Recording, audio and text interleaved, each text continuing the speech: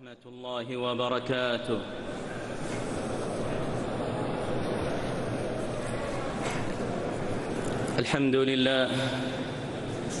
الحمد لله الحكيم الخبير العليم القدير، يغشي الليل النهار يطلبه حثيثا، والشمس والقمر والنجوم مسخرات بأمره، ألا له الخلق والأمر، تبارك الله رب العالمين.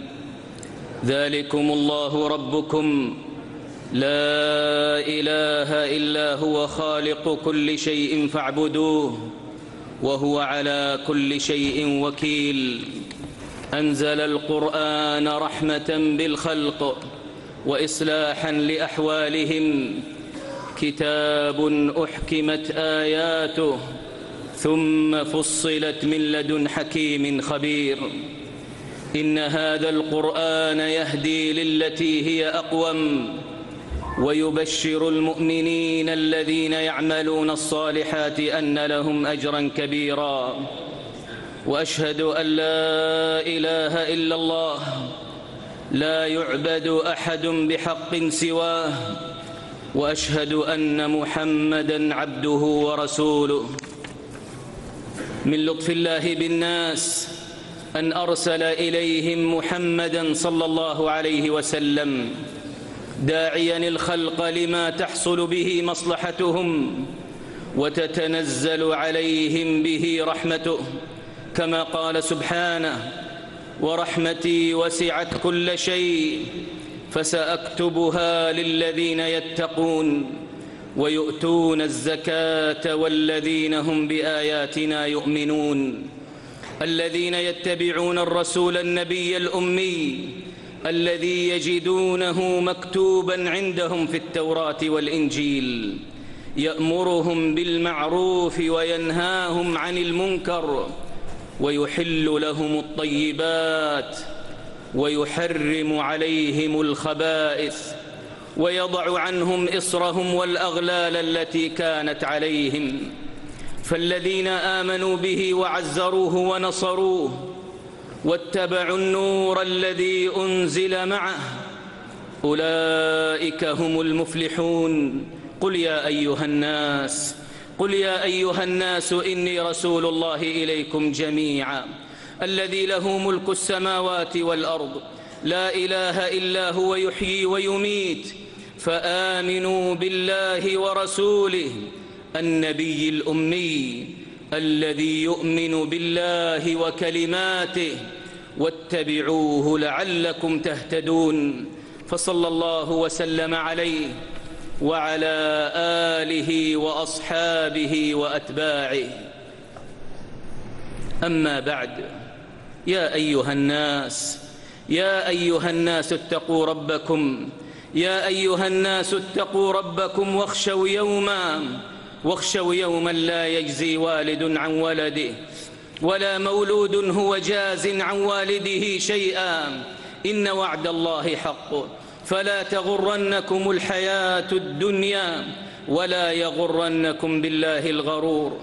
فإن من كان من أهل التقوى تحققت له العاقبة الحميدة والفوز الأكيد في الدنيا والآخرة.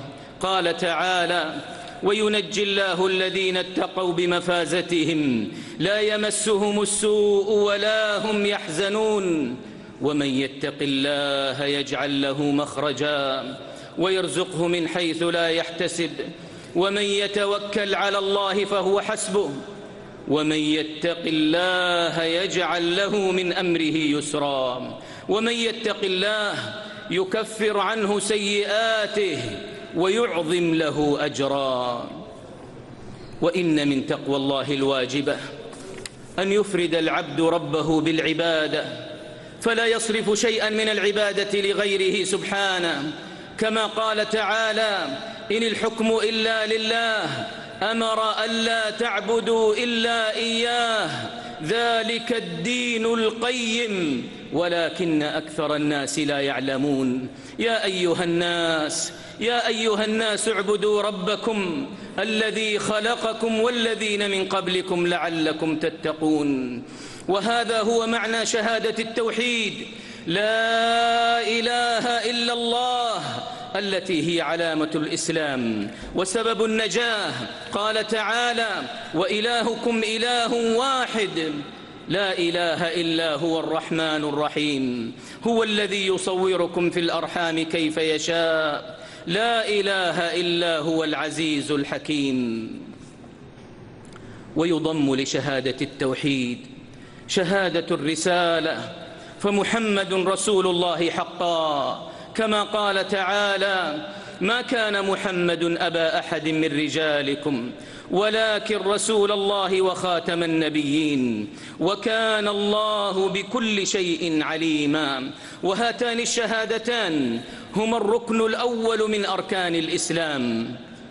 ومن أركان الإسلام أيضا إقامة الصلوات الخمس، كما قال تعالى: وأقم الصلاة إن الصلاة تنهى عن الفحشاء والمنكر ولذكر الله أكبر والله يعلم ما تصنعون. وأداء الزكاة كما في قوله: خذ من أموالهم صدقة تطهرهم وتزكيهم بها وصل عليهم إن صلاتك سكن لهم والله سميع عليم. وصوم رمضان قال تعالى: شهر رمضان الذي أنزل فيه القرآن هدى للناس وبينات من الهدى والفرقان فمن شهد منكم الشهر فليصمه. وحج بيت الله الحرام لمن استطاع إليه سبيلا. قال سبحانه: وأذن في الناس بالحج يأتوك رجالا وعلى كل ضامر يأتين من كل فج عميق ليشهدوا منافع لهم.